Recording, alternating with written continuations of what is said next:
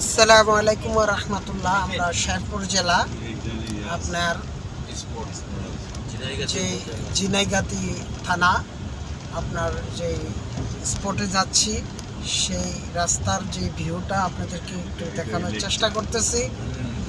তো এইখানে এসে জানতে পারলাম যে আপনার এখানে প্রবেশ করতে হলে কোনো মাইক্রো নিয়ে আসতে হলে 400 টাকা টোল দিতে হয়। এটা জেলা প্রশাসকের আন্ডারে ওনারা দাবি করছে, যে রিসিপ্টটা আমি আপনাদেরকে একটু দেখানোর চেষ্টা করছি, আপনারা দেখবেন। অবশ্যই এটা কতটুকু বৈধতা অবশ্যই আপনারা এটা সন্ধান নেবেন। ওনারা বলছে যে এখানে 400 টাকা টোল দিতে হবে, 400 টাকা টোল দিয়ে এটার ভিতরে প্রবেশ করছি।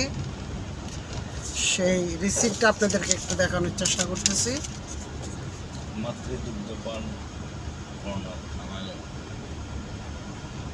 দেখতেই পারতেছেন। যাই হোক, এটা যার দায়িত্বে আছে আপনারা এটার সন্ধান নেবেন। আমরা সামনের দিকে যাচ্ছি, এখন যুক্ত থাকেন, দেখতে থাকুন। এখন কোন দিক? তারা এই জায়গায় এক জায়গায় এখানে এটাই স্পট। যে টাওয়ার আছে ওই জায়গায় স্পট আরো অনেকগুলো আছে। পাহাড়ের উপর আছে। হয়তো দাঁড়ানো এই জায়গায়। তো আমরা এখানে কিছুক্ষণ লেট করব। বাম দিকে গেলে মনে ভালোই পেতেন। হ্যাঁ, ওই যে বাম সাইডে এদিকে পরে যাই।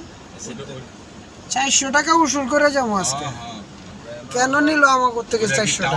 রাস্তাটা ওই যে টাওয়ার আছে এই জায়গায়। হ্যাঁ, টাওয়ারের উপর।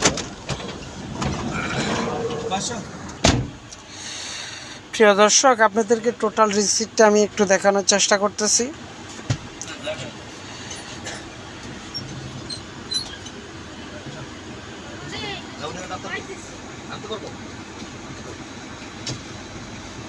যে 400 টাকা রাখছে। তো যাই হোক,